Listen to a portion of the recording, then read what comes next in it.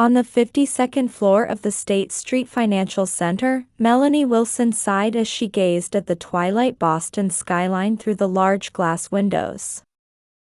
Her desk was piled high with investment analysis reports, and 20 unread emails were waiting for her attention. Ms. Wilson, about the Anderson family's asset allocation review. Her colleague Michael began, but Melanie's smartphone interrupted their conversation. "I'm sorry, it's my sister," she said. The screen displayed incoming call from Ashley. This was the third time today. Melanie let out a deep sigh before answering. "Sis, are you free? I found the most adorable dress. It's perfect for Instagram." Ashley's voice bubbled with excitement. "I'm at work right now. Please. I absolutely need this. My followers are growing, and for new content." Melanie closed her eyes and pressed her temples. "All right. What's the budget?" "Just $3,000. That's a steal, right?" Melanie frowned but silently shared her credit card information. Her parents' mortgage payments, Ashley's startup funds, and monthly living expense subsidies, the numbers in her household ledger flashed through her mind. That evening, at the family dinner at her parents' home. "Melanie, look." Ashley twirled in her new dress. It already got 500 likes on Instagram. "That's wonderful, Ashley. Your dedication to pursuing your dreams is admirable," Carol, their mother, said proudly. "Our daughter really has a talent for social media," Robert, their father, added boastfully. Melanie continued eating in silence. On the table was their mother's home cooking. Like every Sunday night, family conversations continued. Ashley's latest travel plans, her Instagram success stories, and then, "By the way, how are the wedding preparations with James going?" Her mother suddenly changed the subject. Melanie's expression brightened. "Wonderful. We've secured the Fairmont Copley Plaza." "Oh my." Her mother clapped her hands. "That's the finest hotel in Boston." James's parents arranged the venue. "A typical Morrison family choice," her father remarked, tilting his glass. "That medical equipment manufacturer." "Dad," Melanie quietly intervened. "James and we don't care about such things." "But isn't it important?" her father persisted. "Social status." "Hey, Melanie," Ashley changed the subject. "Can I do an Instagram live during the wedding?" Melanie set down her fork and exhaled slowly. Outside the window, spring breeze scattered cherry blossom petals. "Let me think about it." As she was leaving, her mother embraced her at the entrance. "You're such a good girl," her mother said with tears in her eyes. "Always putting family first." Melanie nodded silently. Sitting in her car, she gazed at her parents' house lights in the rearview mirror. In them, she saw the reflection of herself who had supported her family for 10 years. Late that night, a message arrived from James. "Working late again?" "No, I was at my parents'. Family time is important. How about dinner with my parents this Sunday?" Melanie smiled. Meeting James had felt like destiny. Their chance encounter at a charity event. His gentle smile. His sincere character. And above all, his capacity to accept all of who she was. Looking at the wedding venue photos on her screen, Melanie dreamed of their happy future. On her wedding day, morning sunlight streamed into the bridal suite at the Fairmont Copley Plaza. "Perfect," Linda, the makeup artist, said while adding final touches. "You're truly a beautiful bride." Melanie gazed at her reflection in the mirror. Her Vera Wang wedding dress sparkled in the morning light. The delicate lace embroidery at the neckline, the train flowing elegantly down her back. Everything felt like a dream. "It suits you perfectly, miss," the dress designer said while carefully arranging the train. "The Morrisons will surely be delighted." "Thank you," Melanie smiled softly. There was a knock at the door, and Elizabeth, James's mother, entered. "Melanie, you." Elizabeth's voice caught, tears welling in her eyes. "You're absolutely beautiful." "Elizabeth, thank you." Melanie embraced her soon-to-be mother-in-law. In Elizabeth's hands was a pearl necklace passed down through generations. A traditional piece worn by Morrison brides throughout the years. "From my mother, and her mother before her, passed down through generations," Elizabeth said as she fastened the necklace around Melanie's neck. "From today, you're a member of the Morrison family. This necklace is proof of that." Just then, Melanie's smartphone vibrated. 9 o'clock. Time for her parents and sister to arrive. "Your mother isn't here yet?" Elizabeth asked, looking out the window. "They should be here soon." Melanie noticed her voice trembling slightly. 15 minutes passed, then 30. "Melanie, why don't you try calling your mother?" Elizabeth gently suggested. Melanie picked up her phone and dialed her mother's number. The phone rang, and rang, and rang. "Hello, Mom?" A moment of silence. Then, the sound of waves. "Oh, Melanie? Was the wedding today?" Her mother's voice came from somewhere far away. Someone was laughing in the background. "We're in Hawaii. Ashley found this wonderful resort. The Breakers. It's absolutely amazing." Something shattered inside Melanie's mind. "Sis." Ashley's voice called from a distance. "Thanks for the miles. This is going to be such a wonderful vacation. I'll send you pictures." The air in the bridal suite froze. Elizabeth's sharp intake of breath was audible. The makeup artist and dress designer quietly slipped out of the room. "I see." Melanie's voice was surprisingly calm. "Have fun." After hanging up, the room fell into complete silence. Elizabeth approached and placed a hand on Melanie's shoulder. "I'm fine." Melanie stood up slowly. "Let's begin the ceremony." At that moment, James entered the room. Though it's considered bad luck for the groom to see the bride before the wedding, such traditions hardly mattered anymore. "I heard," James embraced Melanie. "I support whatever decision you make." Melanie took a deep breath in and out. She gazed at her reflection in the mirror. The pearl necklace gleamed in the morning light. "Let's begin the ceremony," she repeated. 300 guests are waiting.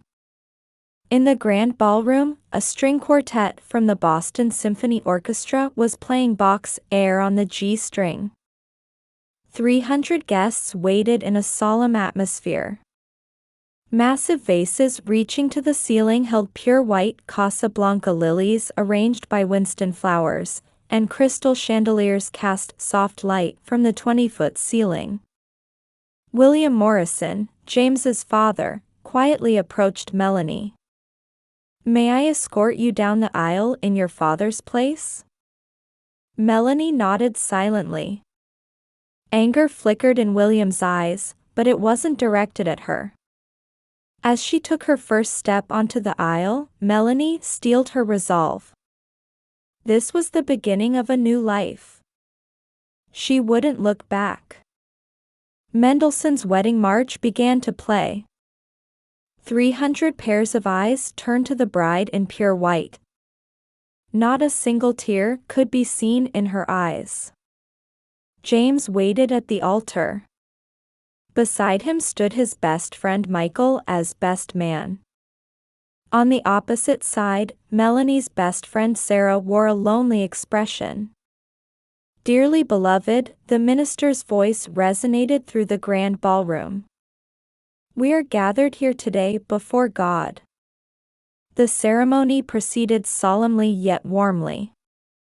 They exchanged vows, exchanged rings, and then, "I now pronounce Melanie Wilson and James Morrison husband and wife." Applause erupted.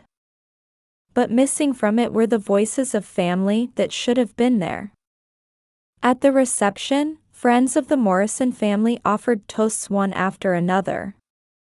Fellow doctors, charitable organization colleagues, childhood friends. And finally, Elizabeth stood up. "Today, we welcomed a new member to our family." Her voice carried strong conviction.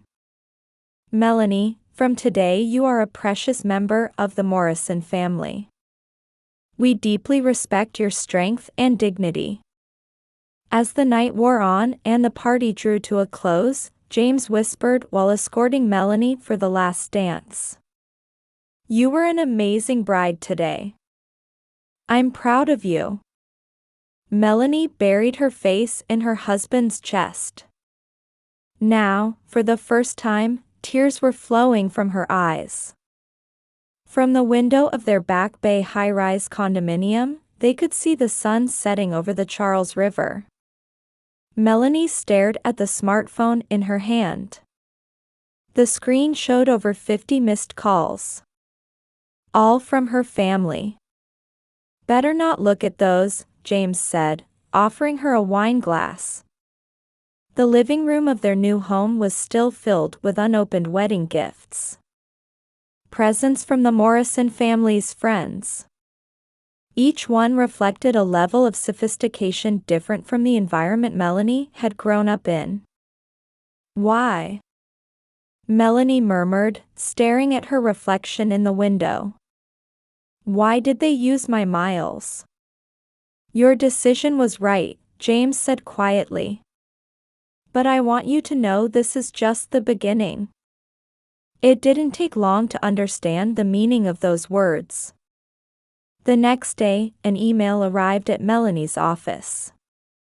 It was from the Boston Children's Hospital Board of Trustees. A notice of removal from the Charitable Activities Committee. Influential figures in the real estate industry began canceling deals with Robert Wilson's company one after another.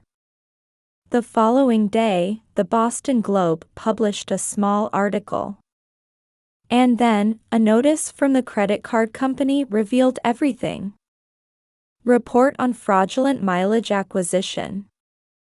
With trembling hands, Melanie read through the documents. Approximately 5 million miles over the past 2 years. The evidence clearly showed how Ashley had colluded with mileage brokers to fraudulently obtain them. And her parents had known and silently approved. Why didn't I notice? Melanie held her head in her hands. You believed in them, Elizabeth consoled her. That's never wrong. However, the situation continued to worsen. The dissolution of real estate deals dealt a fatal blow to her father's company. The Morrison family's influence was deeply rooted in Boston's high society. On social media, rumors spread about the family's absence from the wedding. Ashley's followers decreased daily, and sponsor contracts were terminated one after another. They brought this on themselves, William expressed his anger. They're reaping what they sowed. But the most shocking development came that weekend. A phone call from Hawaii.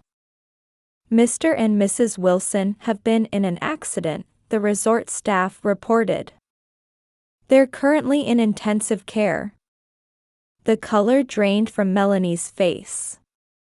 Insurance. I'm sorry. It seems their medical insurance is unavailable. It was the Morrison family's final display of influence.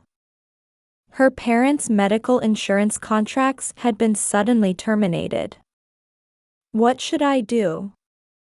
For the first time, Melanie's voice shook. We'll support you with everything we have, Elizabeth said firmly. But not for them. This decision is for you. The night view spread out from their new home's living room. Boston's lights twinkled across the Charles River.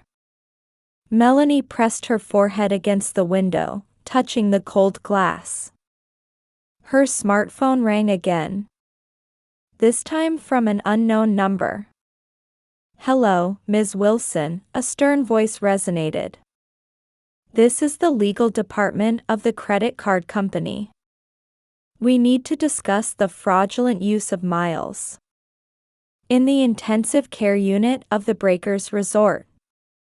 In the corridor filled with the smell of disinfectant, Melanie listened to the attending physician's words.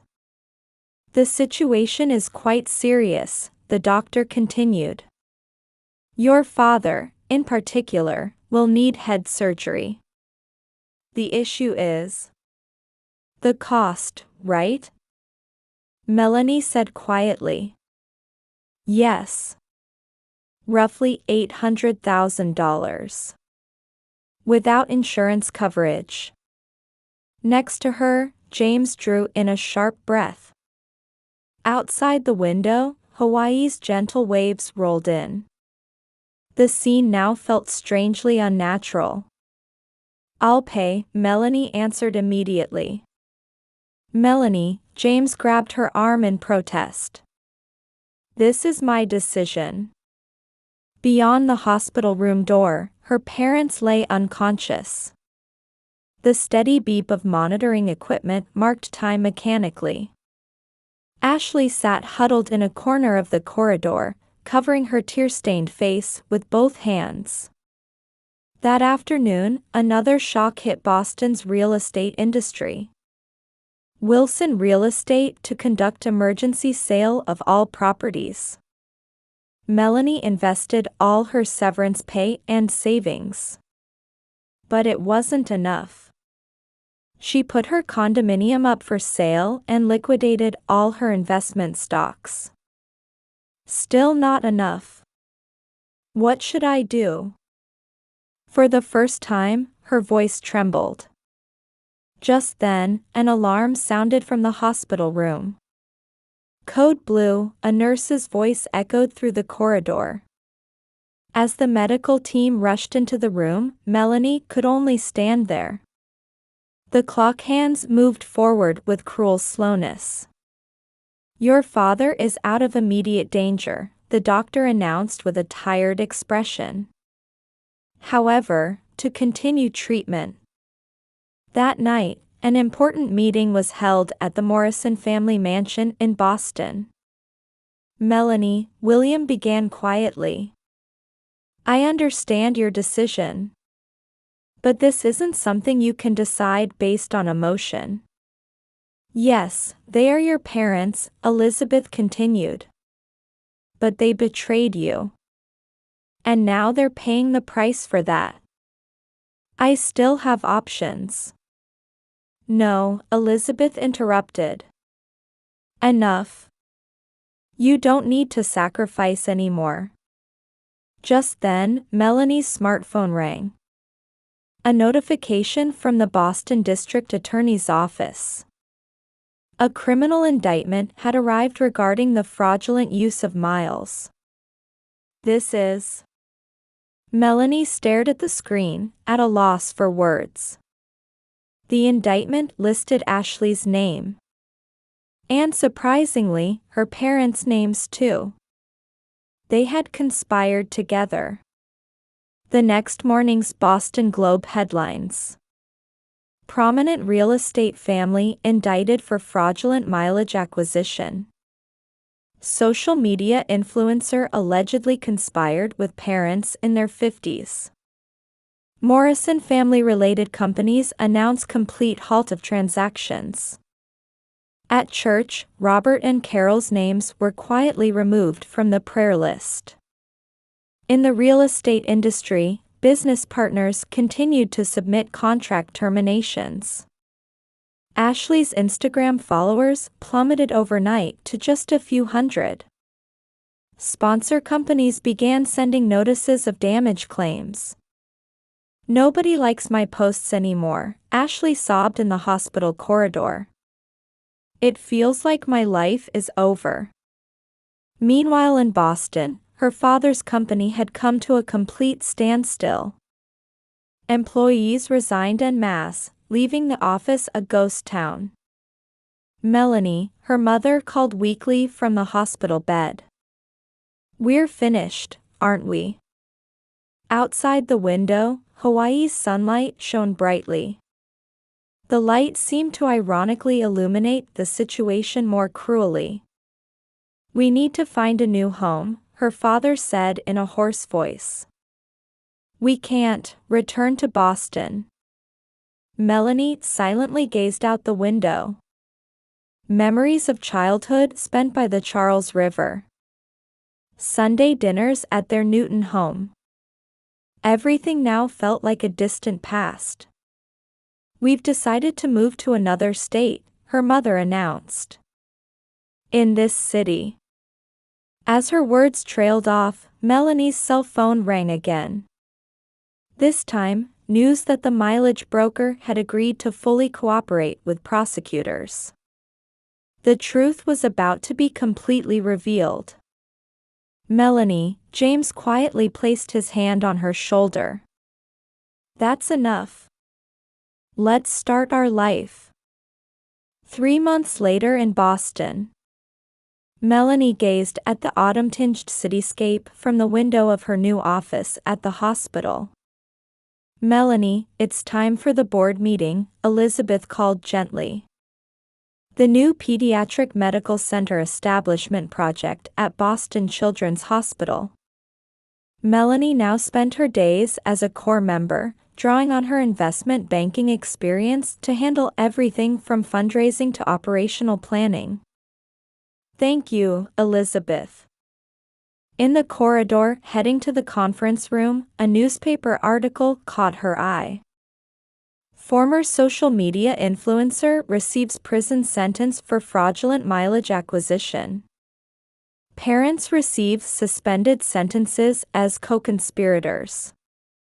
In the article, Ashley was photographed leaving the courthouse wearing dark sunglasses. No trace remained of her former glamorous appearance. "Don't worry about it," Elizabeth said quietly. "Your life is in a different place now." At the board meeting, they discussed plans for the new medical center. A state-of-the-art medical facility for sick children and their families. This had been James's long-held dream. "We extend our deepest gratitude to all our donors," William concluded his remarks. Melanie smiled secretly. The Morrison family's influence had now become her ally. That evening, when she returned home, a letter had arrived. The return address was Phoenix, Arizona. It was from her mother. "To my beloved daughter. I still don't know how to properly apologize to you. We betrayed you at your wedding that day, and trampled on years of trust. This is a regret that will never fade. We're now living in a small apartment in Phoenix. Your father has started working as a clerk at a local real estate company. We've lost all our former dignity and pride, but perhaps this is the price we must pay. Ashley is participating in a rehabilitation program in prison. She's struggling with life without social media, but perhaps this time is necessary for her life too. Your wedding day. That day, we made an unforgivable mistake. On the most important day of our daughter's life, we indulged in our own desires. There are no excuses. But please, let me say just this one last thing. You have grown into an even finer adult than we ever hoped for. We hear you're walking a new path as a member of the Morrison family. We're truly glad. We won't interfere with your life ever again. This will probably be my last letter. Goodbye. And I'm sorry. Love, Mom. A single tear rolled down Melanie's cheek as she finished reading the letter. You don't have to read it, James's voice came from behind. I thought I should, Melanie said with a smile. Now I can truly put it all behind me. That night, dinner was held at the Morrison mansion.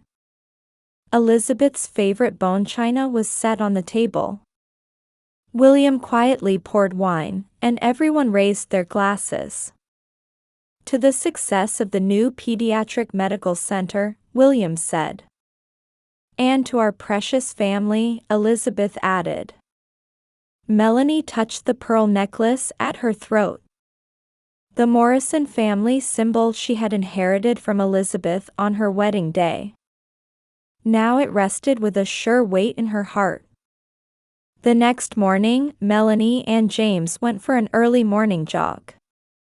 As they ran along the Charles River walkway, they talked about new dreams. I want to build a family house next to the pediatric medical center, James shared. A facility for children coming from far away for treatment and their families. That's a wonderful idea, Melanie smiled genuinely. As the morning sun turned the river's surface golden, they continued running. This was the beginning of a new life.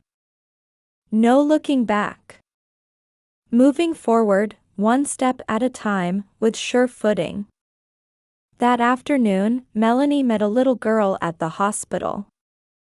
As part of a support program for children facing difficult surgeries and their families, she regularly met with patients. I'm scared, the little girl said in a small voice. It's okay, Melanie gently held her hand. You have family with you.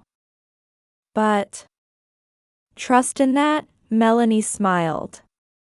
True family will always be by your side. Outside the window, autumn twilight was settling over Boston. Like heralding the start of a new season, a single leaf danced in the wind, quietly settling onto the earth. It seemed to softly announce the beginning of a new story.